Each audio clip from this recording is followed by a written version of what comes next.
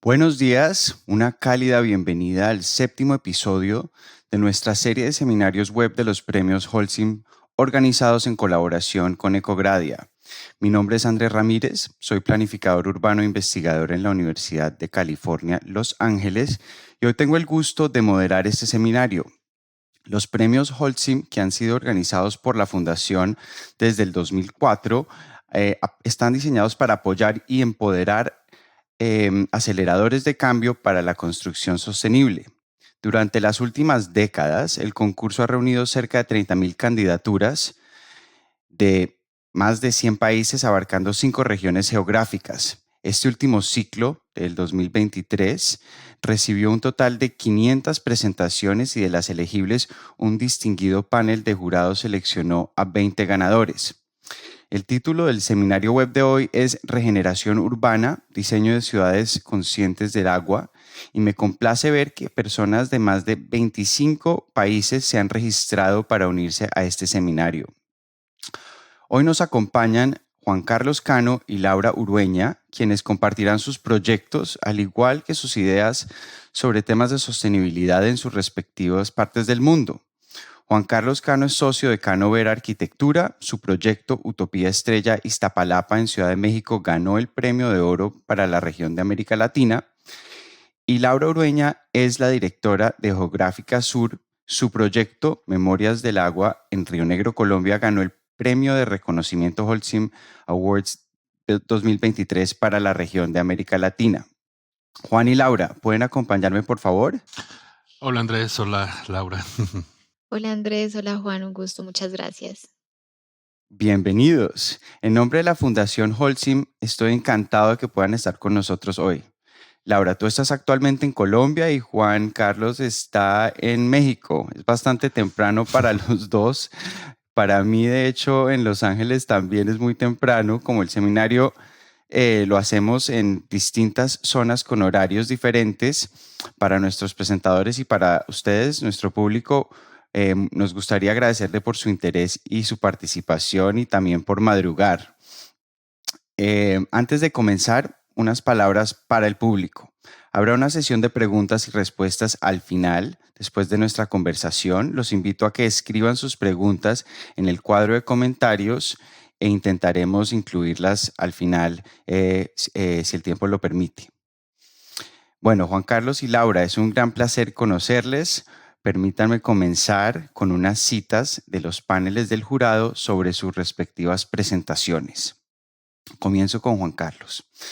El jurado de América Latina, al otorgar el Premio de Oro a Utopía Estrella Iztapalapa en México, dijo lo siguiente: el diseño del proyecto fue elogiado por su excelente programa, cuyo objetivo es reconectar a los lugares con la esencia natural de su territorio y mejorar su calidad de vida.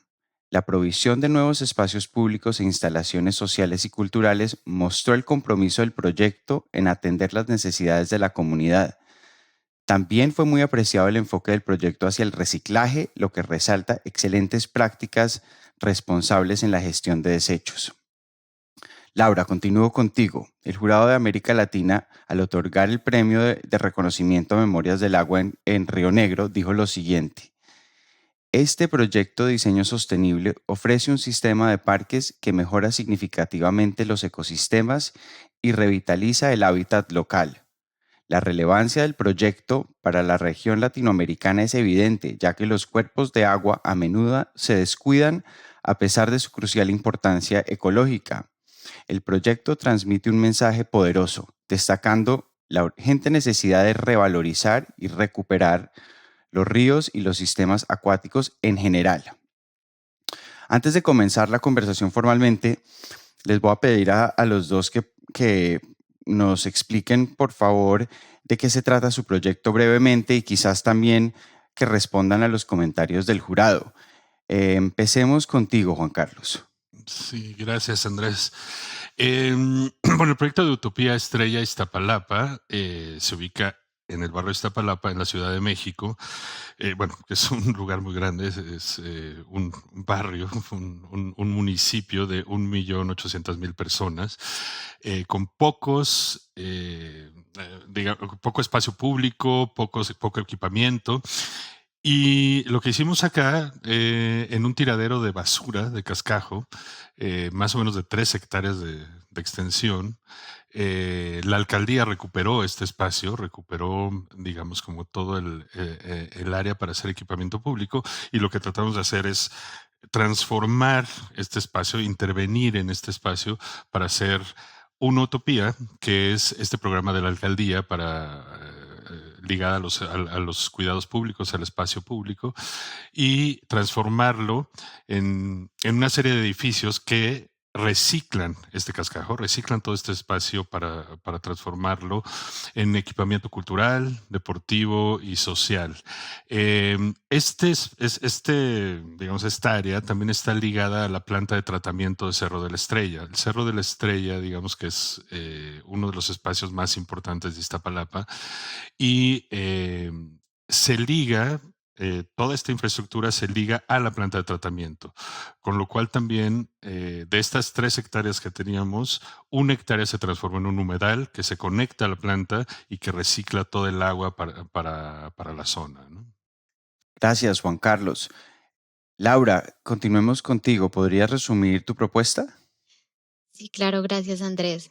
Bueno, para iniciar quisiera comenzar diciendo que Colombia es un país que nace del agua con un increíble potencial hídrico, que está encaminado a reconocer y reconciliar sus dinámicas ecosistémicas y ambientales que han sido deterioradas a través de los años por la mala planificación y por el crecimiento acelerado de nuestras ciudades.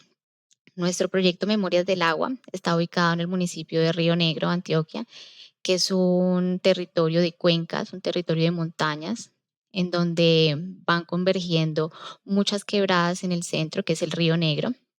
Este río atraviesa todo el municipio de Río Negro. Entonces, el municipio de Río Negro se pone como meta crear una ciudad sostenible, mejorar sus prácticas urbanas, y lo hace mediante el proyecto de Paisajes del Agua, que es un proyecto que busca como centro del territorio y del municipio, ser centro de mejorar, revitalizar el ecosistema como centro y corredor ambiental, mejorar todo su ecosistema, como también volver los espacios para la vida y de cohesión social. Este río es un río inundable, es un río que tiene unas dinámicas vivas. Al principio nos asustó mucho eso del proyecto, pensábamos que era algo que teníamos que solucionar, pero cuando entendimos qué son las dinámicas vivas y las narrativas propias del paisaje, fue cuando entendimos cómo abordarlo. Y lo lindo del proyecto es en estos escenarios de la vida que confluyen muchos sectores sociales. En este momento están en obra. Al ser tan grandes se tuvieron que priorizar los tramos con más impacto social y también con más impacto ambiental. Gracias, Laura. Bueno, Juan Carlos, quiero regresar a tu proyecto, hablar sobre el título, donde hace referencia a una utopía, que entiendo que es un programa municipal, pero también tú lo defines como una especie de utopía social. Me gustaría saber cuál es la propuesta de esta intervención espacial, material y ecológica, y cómo pretende convertirse en una utopía social o cómo genera un impacto social. Sí, en realidad el título, Utopías, es un programa de la alcaldía de Iztapalapa. Actualmente ya se han construido 13 utopías y esta está próxima a inaugurarse, que el mes de septiembre se inaugura esta de Utopía Estrella. Y es un programa municipal atendiendo las necesidades de esta población, que es de las más pobres de la Ciudad de México, y cada una tiene una particularidad, digamos, cada una de estas utopías, pero lo que sí tiene es que son de gran escala, más o menos tienen un promedio de 5,000 metros cuadrados de construcción, y conjunta lo deportivo, lo cultural y lo social. En el caso de Utopía Estrella, la parte que se me hace utópica en realidad es que de repente de tener esta zona inundada de desperdicio, de cascajo, se transforme y de repente ya tengas una utopía social que es en atención al público. Y en la atención al público se refiere a que todos estos servicios que van a tener, digamos, tiene una escuela de box, tiene escuela de pintura, escuela de música, una parte muy importante de las utopías, que es el sistema público de cuidados, que es todos estos cuidados que normalmente, tradicionalmente hacen las mujeres en casa y que implican un tiempo, implican un trabajo en realidad, se pueden hacer aquí. Digamos que es un Ujú. sistema público de cuidado de la tercera edad, cuidado de niños, etcétera, y se hace público todo esto, ¿no? En ese sentido, sí es una cuestión de transformación social, ¿no? Más allá de la arquitectura. Excelente. Y Laura, una pregunta parecida para ti sobre Memorias de Agua, ya que me parece un título también muy poético, intrigante. ¿De qué memorias estamos hablando y cómo se ven expresadas en la propuesta? Bueno, cuando hablamos de la memoria, se puede hablar como de muchas cosas. La memoria hace parte de la identidad y creo que nos hemos desconectado con estos crecimientos urbanos del que el agua es vital y los ríos han estado marginados a través de los años, han sido lugares muy peligrosos, lugares de abandono, lugares donde se botan residuos. Y cuando hablamos de la memoria, hablamos primero de poder planificar con el agua. Entonces, cómo la planificación de nuestras ciudades va en torno a estos cuerpos de agua y que son vivos, que tienen sus propias dinámicas y que tienen su propia narrativa y cómo la ciudad puede adaptarse a esto. Y también en esta memoria, estas huellas geográficas que dejan y marcan el paisaje, el mismo río, pues entenderlos desde el espacio público, entender que no siempre que esté inundado significa un peligro, sino que el río está vivo y que podemos coexistir con esa memoria y esas huellas del agua. Sí, tú describes maravillosamente como en nuestro país, en Colombia, el contexto del proyecto es un país nacido del agua y ciertamente los Andes tienen una enorme diversidad de ecosistemas acuáticos. ¿Podrías contarnos un poquito, especialmente para aquellas personas que nos acompañan hoy que quizás no conocen este contexto gráfico, podrías darnos más detalles sobre este tipo de ecosistemas específicos y qué condiciones hidrológicas existen, cuáles son como los parámetros y las limitaciones, también las oportunidades que ofrece un contexto como este?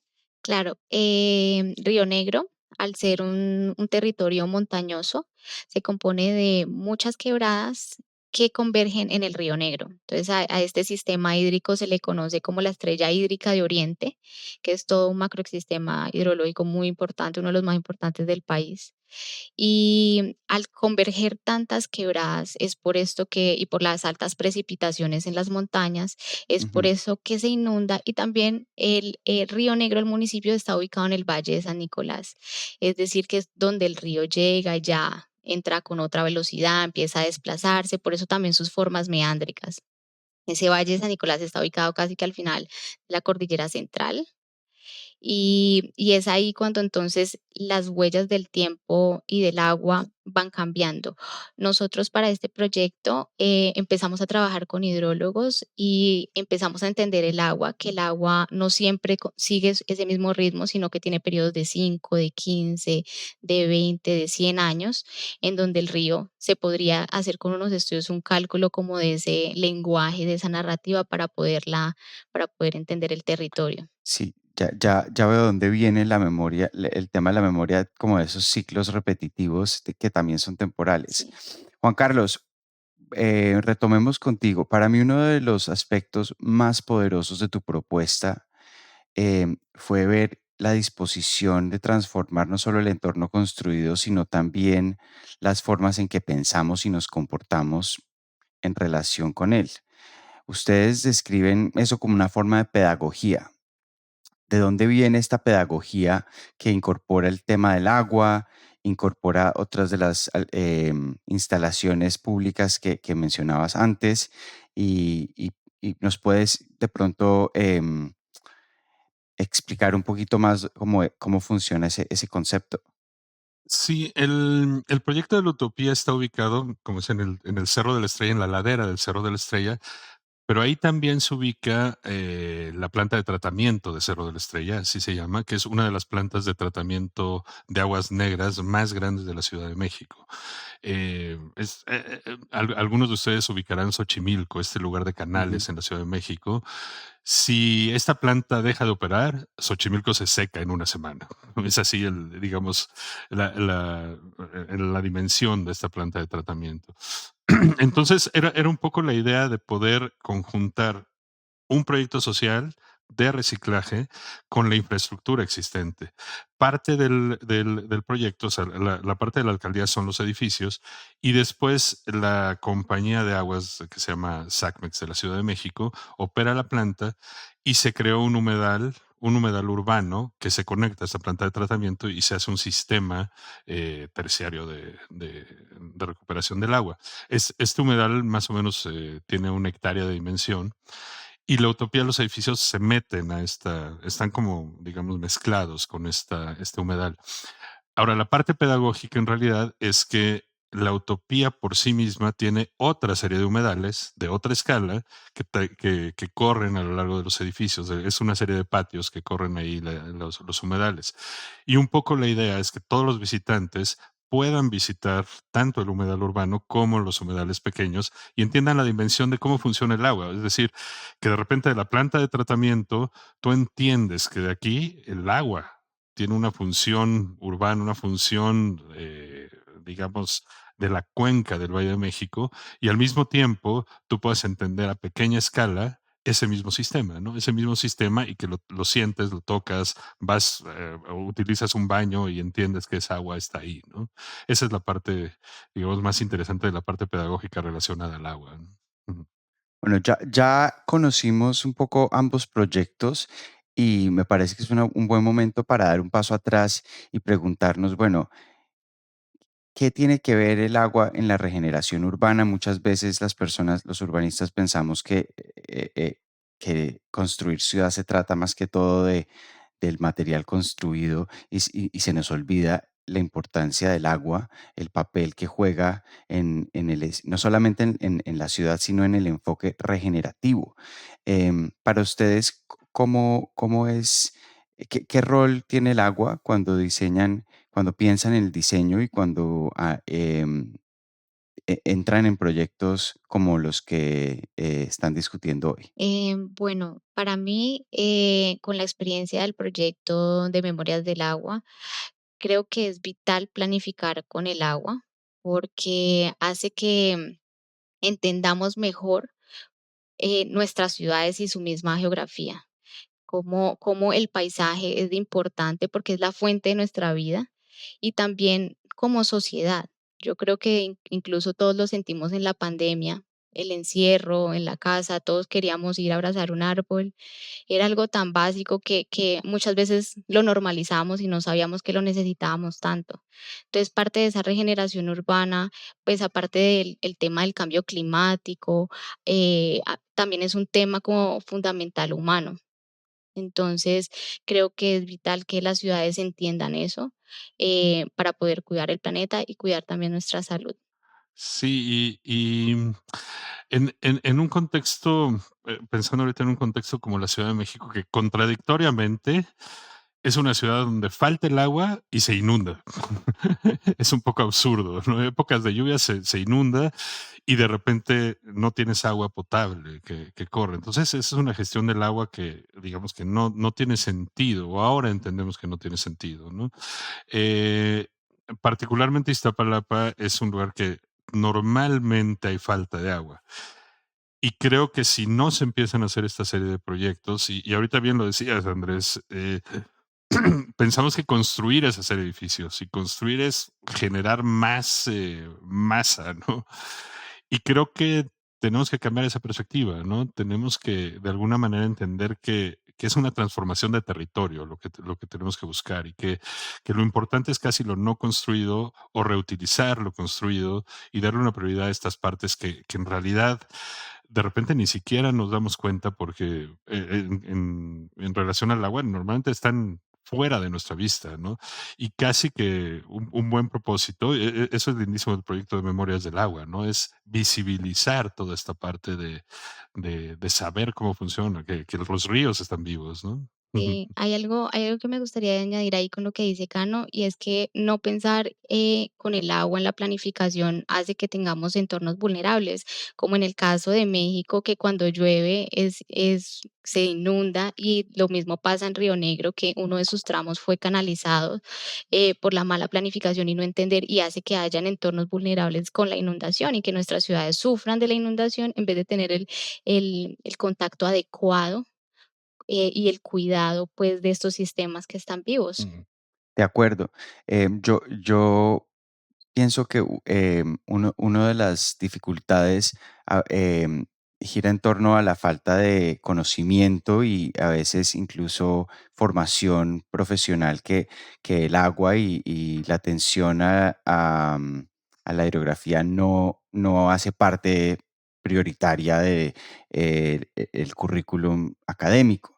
Em, en la experiencia que han tenido ustedes trabajando con agua y con proyectos donde el agua juega un rol central, ¿de qué se han apoyado? ¿Qué tipo de especialistas los han acompañado? ¿Qué formas también de conocimiento local o tradicional han venido a asistirlos en la concepción y la ejecución del proyecto? Bueno, realmente para este tipo de proyectos que tienen una alta complejidad, se necesita un equipo de profesionales muy integral, muy diverso. También, pues lo bueno de Antioquia es que ha tenido ejemplos anteriores como Parques del Río Medellín, que fue el pionero, y de ahí nace nuestro proyecto Memorias del Agua con todo un programa de Parques del Río en todos los municipios de Antioquia. Y esto fue un proyecto que pudo como reinterpretar los aprendizajes del pasado en el río Medellín. También los tuvimos como asesores, estuvimos con hidrólogos, estuvimos con geólogos, estuvimos con biólogos. También, bueno, nosotros ya éramos también un equipo bastante grande, éramos bastantes oficinas.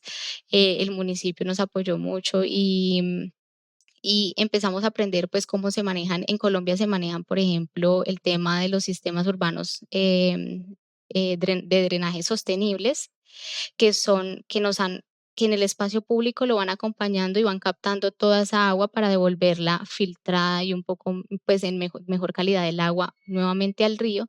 Y también desde las arquitecturas, esa captación de agua, filtrarla y llevarlos a jardines de retención o jardines de agua, pues, para que se pueda filtrar el agua también de una manera más Ujú. sostenible.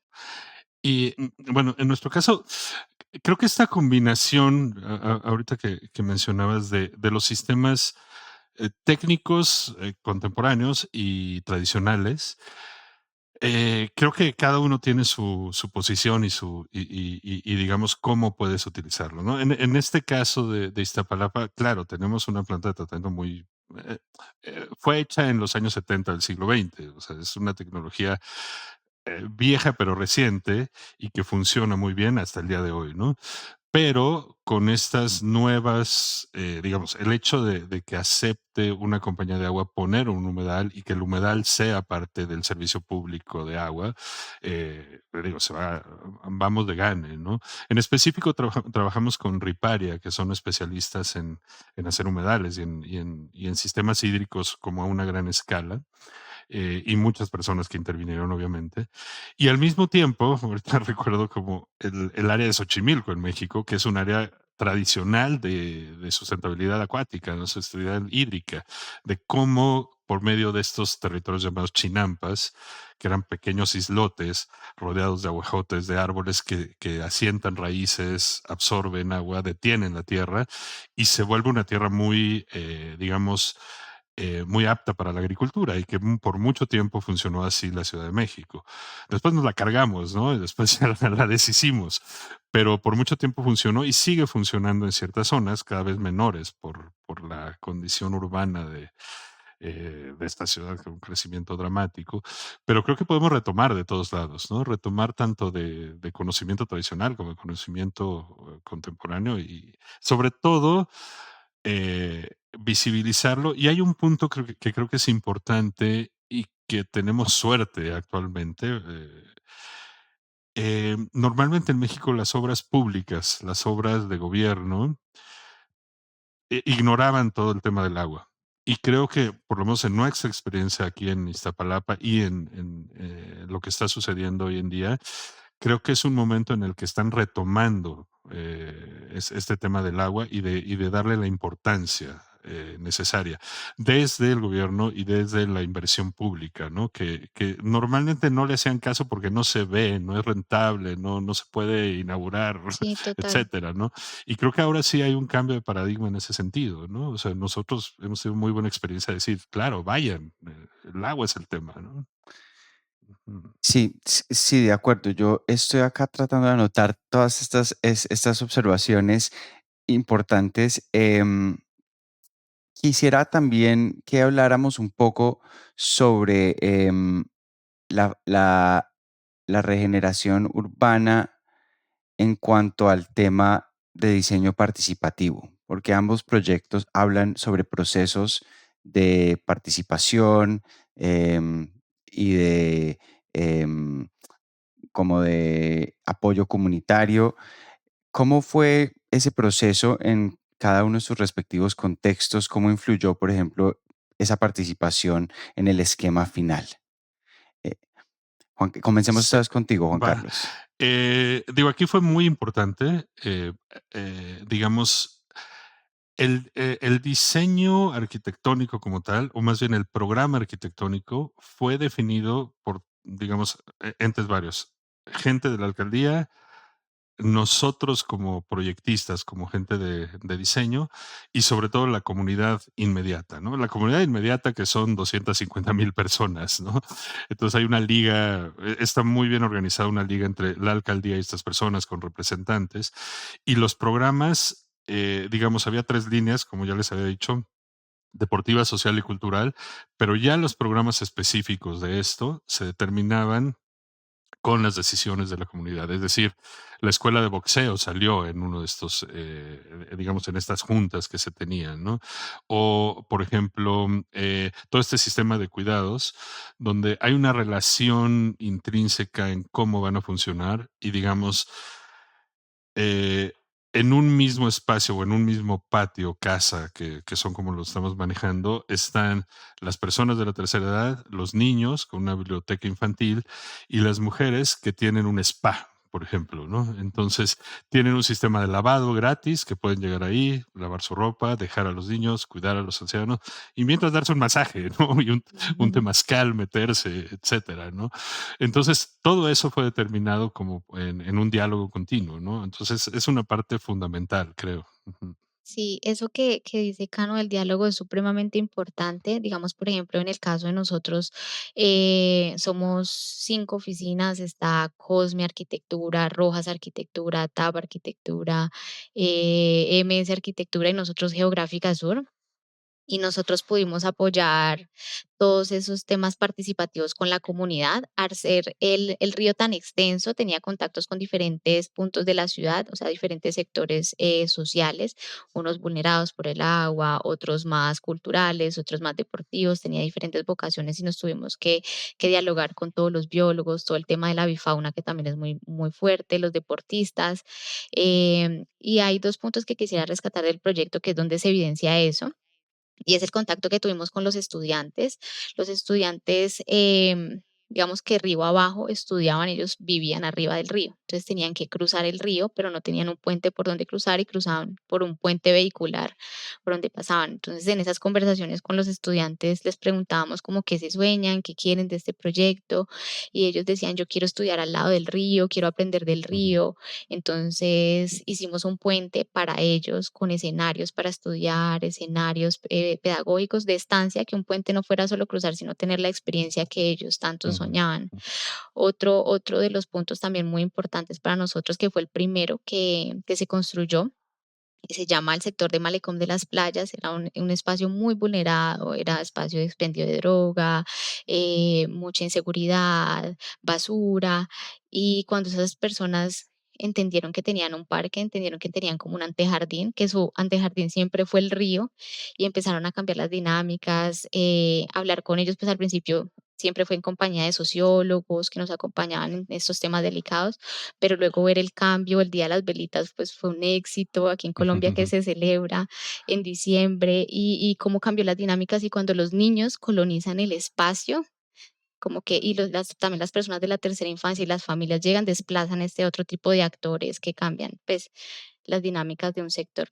Oye, pero me Sí, imagino también que, digo, porque es muy extenso su proyecto, ¿no? sí. Entonces han de tener como diferentes actores sociales, ¿no? O sea, como diferentes, casi barrios, no sé, ¿no? Sí, son demasiadas, incluso, pues, también hay un contacto con la parte fundacional de Río Negro. Hay un puente que es histórico, tiene temas patrimoniales, históricos, culturales, deportivos, ambientales. Ujú. Entonces, así eso enriquece mucho el proyecto, porque es muy diverso, y lo que más nos ha gustado es que como que todos podemos estar en el mismo lugar, no importa mm, y que podemos convivir en conjunto, que podemos encontrar que un niño puede ser de mucho dinero con otro niño y pueden seguir jugar y Ah, crean civismo. O sea, ahí es el espacio para el civismo. Bueno, estos proyectos y estos procesos de los cuales hablamos pueden durar décadas y, y de hecho ustedes están cada uno en momentos distintos, pero ya avanzados del proyecto.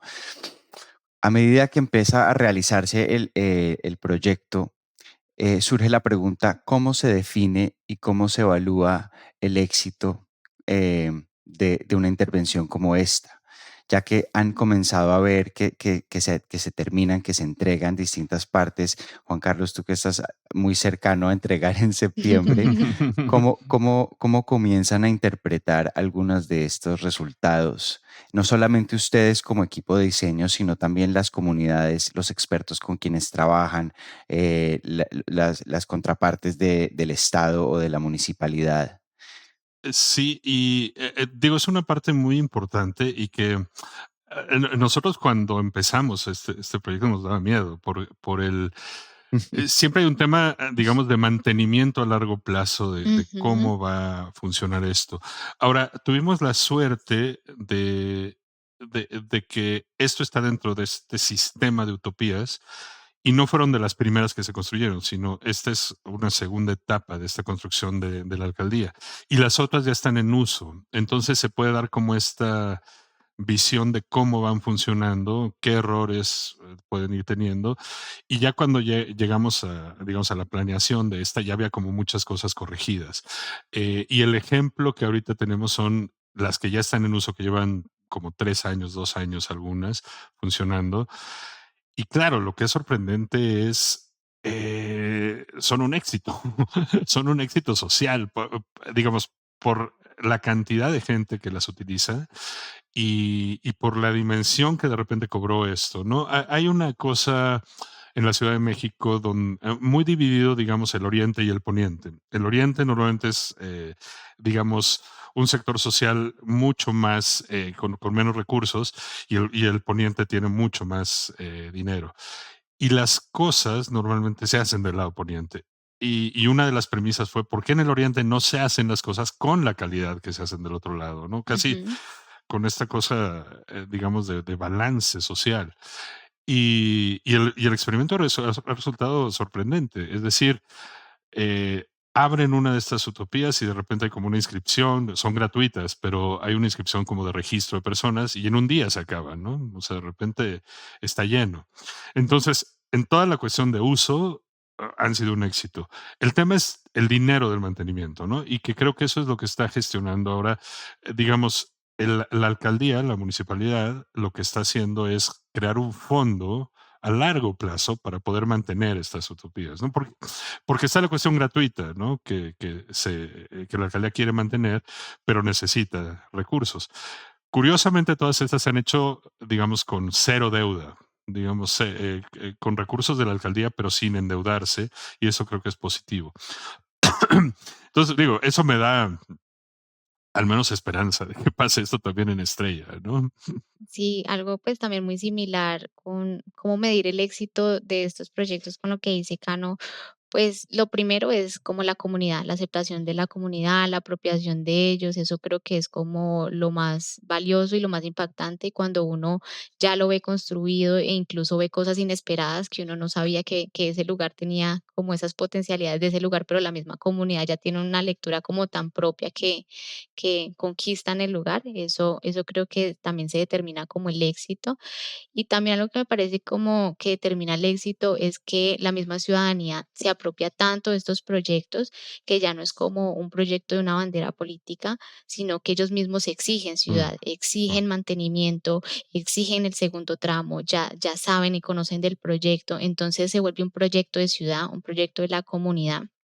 Y eso, ese es el verdadero éxito, cuando la ciudadanía es capaz de exigir una buena ciudad, una ciudad sostenible, una ciudad con esta capacidad. Y entre otros temas del éxito, pues también me parece un éxito que hoy en día se esté hablando de esto desde diferentes partes del mundo, desde Estados Unidos, desde México, desde Colombia, porque realmente que digamos es algo entre comillas nuevo. La planificación con el agua, la planificación más verde, y tuvimos que llegar al extremo con el cambio climático como para poder hablar de estas cosas y que ahorita nos estén escuchando este montón de personas es porque es realmente un tema importante. ujú. Entonces creo que eso también valida un poco el éxito, pues también de estos proyectos. De acuerdo. Bueno, como podrán ver, estamos acercándonos hacia el final de nuestro conversatorio. Yo aprovecho para presentar una última pregunta o una invitación a Juan Carlos y a Laura que compartan con nosotros quizás una recomendación, un tip, una sugerencia sobre cómo acercarse al tema hídrico desde el urbanismo, desde la arquitectura, para algunas de las personas que quizás son jóvenes, estudiantes o están entrando en la práctica apenas, ¿qué recomendación les darían? Eh, Bueno, yo creo que el agua tiene muchas formas de abordarla, desde la parte técnica, desde la parte sensible, desde la parte de la vida, desde la parte de lo ambiental. Entonces, yo creo que es importante reconocer como las múltiples esferas en la que el agua puede tener un lugar y poderlas explorar todas, como cuál es la vegetación de ese río, cuál es la particularidad, cuál es su clima, cómo este ayuda al ecosistema, cómo hay una fauna y una flora asociada a ello, cómo nos ayuda como humanos, cuáles son sus dinámicas, cuáles son sus temporalidades, y eso que enmarca nuestra identidad, como que hace que un río sea diferente a otro. Entonces, por más de que sean cuerpos de agua diferentes, cada uno tiene, pues también, tienen cosas en común, pero también tienen particularidades que lo vuelven muy único de un lugar. Mm. Y digamos, es un tema que abarca muchas disciplinas. Es decir, o sea, creo que no se puede ver desde un enfoque, digamos, de una profesión nada más, sino que Exacto. el espíritu colaborativo tiene que existir en este tipo de proyectos, en cualquier tipo de proyectos, ¿no? Y Yo ahorita estaba pensando que curiosamente nosotros como arquitectos nos tenemos que quitar esta idea que muy de arquitectos de ser protagonistas en las cosas. Porque siempre los arquitectos nos ponemos en el centro, así como que es mi idea, ¿no? Y creo que eso es perjudicial para este tipo de proyectos. Y regresando un poco a lo que comentamos en algún momento a veces no hay que hacer nada, a veces nada más hay que ver lo que está ahí Exacto. y pasar casi desapercibido. Es decir, en algún momento de todo este tipo de proyectos hemos pensado, la arquitectura es completamente secundaria. Lo importante es otra cosa, es otra cosa que es como entender, leer algo, empezar a tratar de que eso sea lo importante, y lo otro son pequeños acentos que entre menos hagamos, creo que mejor, ¿no? Bueno, pues excelentes recomendaciones, sabias recomendaciones de ambos. Espero que nuestra audiencia haya tomado nota. Quiero entonces darle cierre a nuestro conversatorio formal y invitar a las preguntas de nuestro público para que ustedes puedan también responderles a ellos. Vamos a comenzar con una pregunta que recibimos sobre el diseño de viviendas sostenibles.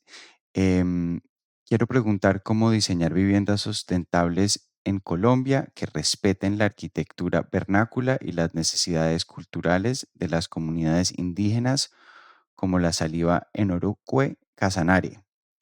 Con temperaturas de 30 y 40 grados, las viviendas actuales de ladrillo, concreto y zinc, subsidiadas por el Estado, no cumplen con las necesidades y afectan su calidad de vida. ¿Cómo integrar tecnología y técnicas modernas sin perjudicar las tradicionales y culturales? Bueno, es una pregunta que creo que aplica a ambos. Más allá de la pregunta del tema de vivienda, creo que hay un contexto importante cultural y ecológico. Bueno, yo creo que ante esa pregunta uno tiene que leer muy bien lo que culturalmente, con lo que culturalmente se identifican las personas, como para poder reinterpretar, pero también proponer como una búsqueda que uno tiene en la arquitectura, algo innovador, pues también para ese tipo de culturas, pero que fácilmente se puedan apropiar con eso, pues en el tema pues arquitectónico. Y ya en el tema sostenible, pues eso es un caso ya muy específico, pero creería que usar los materiales del lugar, creo que dejar la huella de carbono lo más mínimo que uno pueda entre, como decía acá, ¿no? A veces no hay que hacer nada entre menos intenciones tengamos, no tan adornadas, sino como lo básico, es cuando está realmente como lo bello y lo honesto. Yo coincido con lo que dice Laura y nada más agregaría, mencionó ahí vivienda pública o vivienda diseñada por el Estado, que siempre es un poco complicado. Ujú. Eh, Nada más agregar esto, ¿no? Que de repente hay normativas que obligan a construir de ciertas maneras en ciertos lugares. Me imagino que en cada sitio es distinto, ¿no? Pero, por ejemplo, en México, dependiendo la ciudad, es como los reglamentos que se siguen y muchos no hacen caso por ejemplo, la vivienda tradicional, ¿no? O no permiten, digamos, hacer vivienda social pública con elementos tradicionales. Y creo que eso sí sería cambiar cierto tipo de legislaciones para permitir ese tipo de construcciones, ¿no? Excelente. Bueno, aprovecho para presentar otra pregunta. Pregunta Julián, desde la experiencia que han tenido con este tipo de apuestas, ¿qué tipo de instrumentos pueden generarse para que los privados se articulen a este tipo de apuesta? Bueno, creo que hay dos preguntas, ¿no? Una sobre tipo de instrumentos, que me parece una excelente pregunta, y la segunda quizás es una sobre la relación que podría haber con el sector privado en el desarrollo de este tipo de proyectos.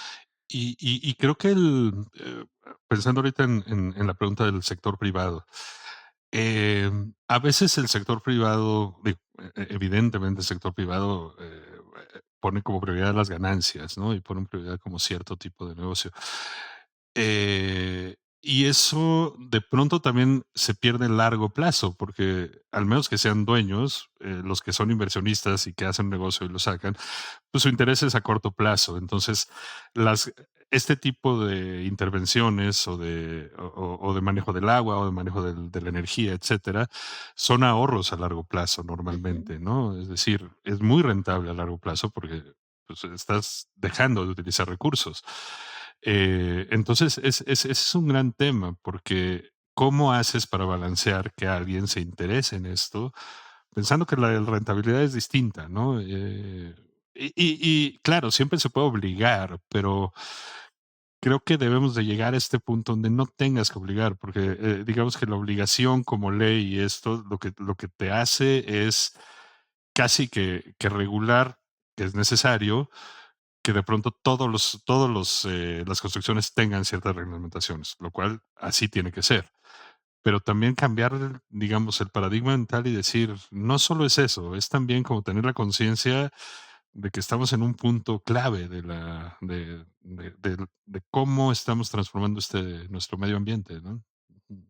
Y yo quisiera, pues, contar una experiencia que tuvimos con el proyecto de Memorias del Agua con el sector privado, algo que me pareció supremamente bueno que maneja el municipio de Antioquia, y es que mediante la herramienta de obligaciones urbanísticas pudimos, o sea, las constructoras que tienen un interés económico en Río Negro también tienen que aportar a la ciudad. O sea, a todos nos compete, tanto al sector privado como al sector público. Entonces, en vez de pagar impuestos, pues ayudan a construir la ciudad, Mm, y ayudar a planificarla, ayudar a mm, construirla, pues con sus insumos. Y esa herramienta, pues nos pareció muy buena para que el sector privado también se involucre dentro de la planificación de la ciudad y le haga su aporte de construcción. mm. Muy bien. Luisa María nos pregunta sobre, específicamente sobre el proyecto de Memorias del Agua, cómo pudieron resolver el tema de la inundabilidad en algunos espacios, teniendo en cuenta lo que Laura mencionaba de la memoria del agua y su comportamiento en diferentes rangos de años. La pregunta está dirigida hacia ti, obviamente, Ujú. Laura. Bueno, realmente el problema, al principio pensamos que el problema era la inundación, pero cuando entendimos que la inundación no era el problema, Ujú, fue cuando pudimos abordar el proyecto. Entonces dijimos, listo, ¿cómo podemos coexistir con esta inundación? Toca hacer un sistema de espacio público diferente, que se eleve, que entienda esos puntos donde hay mayor inundación. Cuando tú ves las manchas de inundación, a veces parecen ser muy grandes, pero realmente tienen diferentes alturas. Hay unas que ya son de 70 centímetros, que representan un peligro porque tienen la altura de un niño, pero hay otras que son simplemente una lámina de agua de 1 centímetro. Entonces no representa pues ningún tipo de problema a nivel urbano. Entonces lo que nosotros hicimos fue en esos lugares en donde había mucha altura de agua y mucha inundación, empezar a elevar todo el espacio público, que respetara esa inundación, que fuera permeable para que el agua pudiera seguir pasando, entrara el agua y la luz a toda la vegetación pues que compone ese sistema inundable. Y así fue como nos pudimos articular con esas inundaciones. Creo que tenemos tiempo para una última pregunta que va dirigida hacia los dos. Pregunta Carla, ¿cómo fue su proceso como arquitectos para sensibilizarse al agua en un sector y en un momento histórico mundial donde esta relación hombre-agua está quebrada? Bueno, qué bonita ujú. pregunta para cerrar. Está quebrada. Creo que en el caso de Utopía Estrella estaba, digamos, cantado desde un inicio que ese tenía que ser el camino, ¿no? De algún modo, sí entendimos que el eje principal de este proyecto tenía que ser el agua, digamos, por este tema de la planta de tratamiento que teníamos al lado, ¿no? Y que de alguna manera lo teníamos, lo difícil fue manejar este tipo, lo que comentaba un poco hace rato, manejar las escalas del manejo de agua, la escala urbana y la escala Ujú. doméstica, por decirlo de alguna manera, aunque es un equipamiento público relativamente grande, pero cómo evidenciar que hay dos escalas de manejo de agua y dos, a pesar de que sea un proyecto integrado, dos maneras distintas también de entender cómo funciona el agua, ¿no? Tanto al nivel urbano como al nivel digamos, del uso de que tocas el agua, ¿no? Y sí, hay que estar sensibles para que no se quiebre, ¿no? Mm, Bueno, en el caso de Memorias del Agua y en el caso pues personal, creo que en Colombia en los últimos años se ha hablado bastante del agua, y estos proyectos nacen de concursos de la Sociedad Colombiana de Arquitectos. Nosotros con en nuestras experiencias pasadas, algunos de los integrantes del equipo habíamos participado en proyectos ya de ríos, porque ya era un tema que se estaba tocando en la Sociedad Colombiana de Arquitectos, cómo renovar nuestros ríos, cómo revitalizarlos. Entonces era una pregunta que teníamos como en el fondo, pero realmente con Memorias del Agua tuvimos un trabajo mucho más desde lo sensible, entendiendo que, como decía acá, no, el proyecto ya estaba ahí, el proyecto ya, el paisaje era tan fuerte el paisaje que realmente las intervenciones que nosotros teníamos que hacer eran muy puntuales. Entonces, poco a poco uno va construyendo como una narrativa de lo que entiende como el agua, y creo que es ahí el trabajo de uno. Realmente uno no es que se las sepa todas desde el principio, y como lo decíamos ahora, es súper importante que sea un equipo muy amplio, muy integral. O sea, esto no es solo de arquitectos, esto es de parte de el municipio, de planeación, y de ver todas esas esferas, cómo entienden el agua, es cuando uno puede construir su propia, sus propias formas de entenderlo y de poder vivirlo. Bueno, quizás tenemos la posibilidad de una última pregunta, porque están surgiendo muchas. Pregunta Jonathan, me gusta la idea de generar humedales y quisiera saber si es posible implementar en un terreno impermeable con suelo rocoso donde antes estaba en uso una cantera que hoy se encuentra en abandono. Bueno, ¿qué recomendación pueden darle ustedes a Jonathan según su experiencia? Creo que los humedales, hay que ser, hay que entender muy específicamente los lugares, ¿no? Tanto la dimensión del lugar como el propósito del humedal como tal. Sí, o sea, a veces los humedales no son la solución necesariamente, ¿no? Dependiendo la escala del proyecto del lugar, etcétera, ¿no? A una escala pequeña funcionan de una manera específica los humedales, a una escala más grande funcionan distinto. Exacto. Y creo que un tema así muy importante de los humedales es que siempre tienes que tener agua continua y eso te da Ujú. un manejo del agua específico, que si no tienes esta agua continua, tienes que generar que esta agua esté generándose, ¿no? Ujú. No sé, Sí. Laura, decir más. Ujú, Sí, no, súper de acuerdo con lo que dice Cano, que digamos el paisaje no se entiende solamente desde algo ornamental o algo ujú. estético, sino que realmente se tiene que tener la lectura del entorno, para uno poder tomar una decisión de estas, y porque lo que hacemos afecta al entorno y el entorno afecta a lo que hacemos. Entonces, este constante diálogo pues ecosistémico no es como una cosa aislada una de la otra, y no es algo netamente estético, sino que es algo mucho más importante. Bueno, quizás la última pregunta Ahora sí, la última. de Antonio, que pregunta cómo hicieron para elegir la materialidad de los proyectos. ¿Se evaluaron materiales ecológicos? Me parece que es una buena pregunta porque toca, o sea, retomamos algunas de las temáticas anteriores sobre el contexto, sobre los materiales y los ciclos locales ecológicos. Entonces, ¿cómo quieren responder Ujú. ustedes, Juan Carlos, Laura? Sí, bueno, si quieres, es muy importante y creo que se me olvidó, olvidé decirlo en cuestión de la materialidad. Aquí teníamos también, en el contexto ya teníamos el material y por lo tanto se decidió reciclar el concreto, el tiradero de cascajo concreto que había, se recicló y se volvió la materialidad de este proyecto.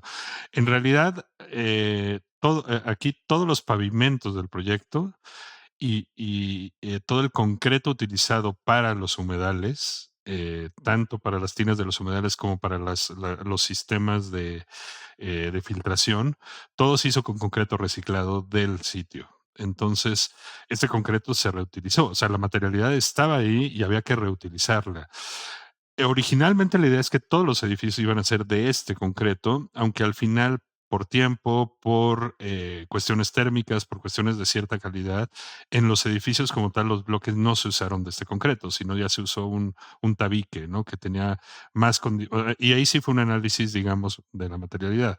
Era un análisis térmico de los espacios, que sí funcionaba mucho mejor el ladrillo, el tabique, y que además en costo era más barato hacerlo que reciclarlo, y en tiempo también no había tiempo suficiente. Esta obra se terminó en un año para poder reciclar todo el material. Entonces sí priorizamos como ciertas cosas, todos los pavimentos, toda la parte más de infraestructura, y ya los espacios vivibles sí se optó por un material mucho más térmico, ¿no? Ujú. Bueno, en el caso de Memorias del Agua, nosotros para la elección de de los materiales tuvimos como varias discusiones sobre eso, porque eran materiales que iban a estar sometidos a inundación por periodos largos de tiempo. Entonces estuvimos hablando con varios expertos como en temas de concretos, de piedras y los concretos que eran muy porosos, que son los permeables, por la calidad del agua y la exposición del agua constante, pues se terminaban deshaciendo y eso pues no es ambientalmente responsable poner algo que al año no va a estar. Entonces nosotros trabajamos mucho el tema de la piedra, que ha sido un material que toda la vida ha convivido con el río, la piedra del lugar de Río Negro, también la piedra Royal Beta, y en unos puntos ya más urbanos usamos el concreto, también, como decía acá, nosotros también nuestro proyecto recicló mucha infraestructura existente que ya estaba cerca a la margen del río, reciclamos concretos, reciclamos luminarias que estaban puestas para ponerlas en el mismo lugar, entonces también tuvimos un reciclaje, pues, de esa infraestructura que ya existía en el mismo proyecto. Bueno, ahora sí debemos cerrar. Ese es todo el tiempo que tenemos hoy. Antes de irse, gracias nuevamente a Laura y a Juan Carlos por compartir sus ideas y por brindarnos una visión detrás de la cortina de sus proyectos increíbles, y felicitaciones por sus premios. Em, Muchas gracias al equipo de Cogradia por apoyarnos con la producción de este seminario web. Con eso también les agradezco a ambos por su tiempo. Gracias, Andrés y Laura. Muchas gracias, Andrés, muchas Mm, gracias, Cano. Muy chévere la mm. conversación. Bueno, para aquellos que deseen regresar al evento de hoy y escucharlo nuevamente, les tengo una buena noticia. Esta grabación se publicará en el canal de YouTube de la Fundación Holcim. Cuando vean los anuncios de estos en las redes sociales, compártanlos con otras personas de su círculo, de su comunidad. También los invito al próximo seminario web que se llevará a cabo el 3 de septiembre. Destacará dos proyectos ganadores del premio del Reino Unido y Turquía en la intersección de la naturaleza, el diseño del paisaje y los espacios públicos. Hay información sobre estos seminarios web en la página del holcimfoundation.org. Únanse con nosotros nuevamente a estos seminarios y compártanlos con sus amigos. Con eso me despido. Gracias por acompañarnos. Cuídense y hasta la próxima.